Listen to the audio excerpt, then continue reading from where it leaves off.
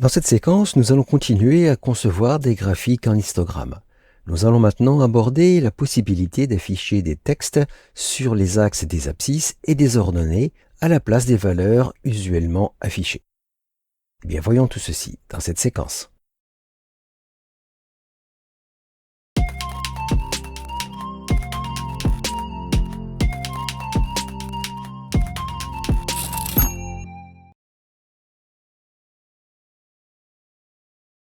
Plutôt que d'avoir que des valeurs numériques à exploiter, il peut arriver d'avoir l'utilité d'afficher des libellés sur les axes.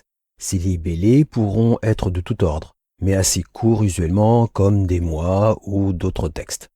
Dans l'environnement TextPicture, nous avons un environnement Axis avec trois options. La première option est Y-bar et elle permet d'avoir des barres verticales. Ce sont les valeurs en ordonnée qui seront utilisées pour afficher les barres verticales. La seconde option est xtick égale data. Cette commande indique à pgfplots de placer une graduation sur l'axe des abscisses uniquement aux positions où il y a effectivement des données, plutôt qu'à des intervalles calculés automatiquement. La troisième option, xticklabels, permet de spécifier les libellés qui doivent être affichés sur l'axe des abscisses. Dans cet exemple, nous avons les abréviations des 6 premiers mois de l'année.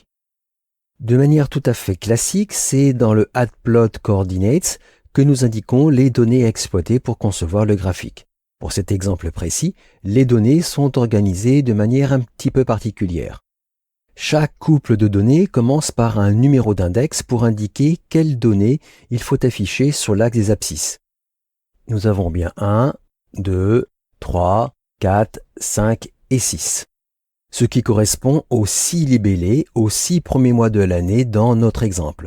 Nous avons donc bien 6 libellés à afficher. Mais notez bien qu'il faut qu'il y ait une stricte correspondance entre le nombre de libellés à afficher et indiqué dans le xticklabels, ici 6 libellés à afficher, et le nombre d'index indiqué dans le add-plot, 1, 2, 3, 4, 5 et 6. Ensuite, la deuxième donnée est la valeur numérique qu'il faut utiliser pour afficher les barres verticales de l'histogramme. 3.3, 3.5, 4, etc., etc. Et nous avons bien le graphique voulu avec des libellés placés sur l'axe des abscisses. Voilà pour cette première méthode qui est parfaitement fonctionnelle, mais sur laquelle il faut noter quelques précisions. Dans un premier temps, il faut savoir qu'avec cette méthode, les libellés, les étiquettes, sont appliquées par-dessus les valeurs numériques de l'axe des abscisses. Cela veut dire que pgfplots construit l'axe des abscisses comme une échelle numérique ordinaire, avec les valeurs 1, 2, 3, 4, 5, 6. Ce sont ces valeurs qui définissent la position des barres et la graduation sur l'axe des abscisses. Par défaut, pgfplots afficherait donc les chiffres 1, 2, 3, 4, 5, 6 sous chaque barre. L'option xticklabels intervient ensuite comme une opération de superposition.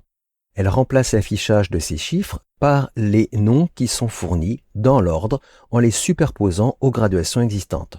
pgfplots prend le premier libellé de la liste et l'affiche à la place du chiffre 1, le deuxième à la place du chiffre 2 et ainsi de suite. Autrement dit, l'axe reste numériquement avec les valeurs de 1 à 6 en interne, si je puis dire, mais ce que le lecteur voit sur le graphique, ce sont les noms des mois.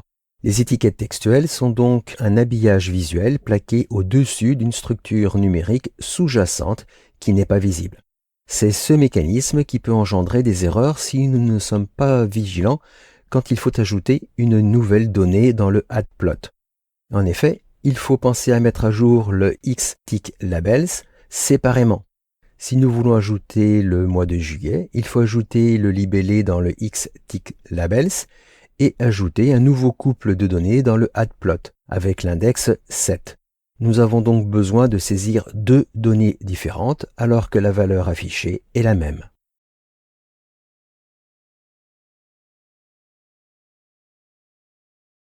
Voyons maintenant une deuxième méthode pour afficher ce même graphique. Dans l'environnement TextPicture, nous avons un environnement Axis avec trois options. Nous retrouvons les options Y-bar et xtick égale data, je n'y reviens pas. La troisième option est symbolique xchords.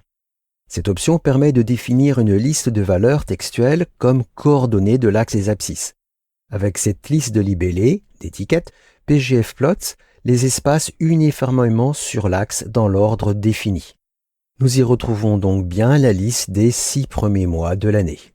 Comme précédemment, c'est dans le Add Plot Coordinates que nous indiquons les données à exploiter pour concevoir le graphique. Mais cette fois, dans les couples de données, il faut explicitement indiquer le même libellé que dans la liste des libellés. C'est pour ça que nous avons bien JAN, FEV, etc. Nous retrouvons bien les mêmes libellés entre ces deux commandes. Et nous avons bien le même graphique avec des libellés placés sur l'axe des abscisses.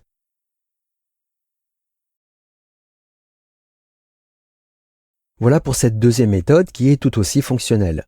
L'avantage de cette deuxième méthode est que les coordonnées symboliques définies dans Symbolic X Chords sont directement liées aux libellés des données. Cela évite toute ambiguïté puisque les libellés sont strictement les mêmes. De plus, c'est sémantiquement plus propre. Les mois sont les coordonnées et non pas un habillage par-dessus des entiers comme pour la première méthode. Et si nous devons ajouter une nouvelle donnée, nous saisissons le même libellé dans le Symbolic X Chords et dans le Add Plot, ce qui lève toute ambiguïté.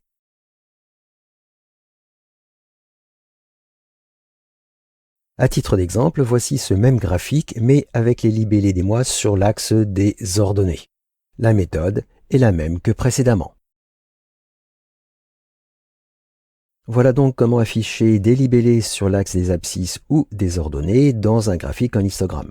Le principe serait le même avec d'autres types de graphiques. La première méthode est à privilégier lorsque vous avez des données numériques à exploiter, mais que l'affichage doit être avec des libellés textuels. La deuxième méthode est à privilégier lorsque ce sont des données strictement textuelles qu'il faut afficher. Il ne vous reste plus qu'à appliquer ces techniques à vos propres besoins.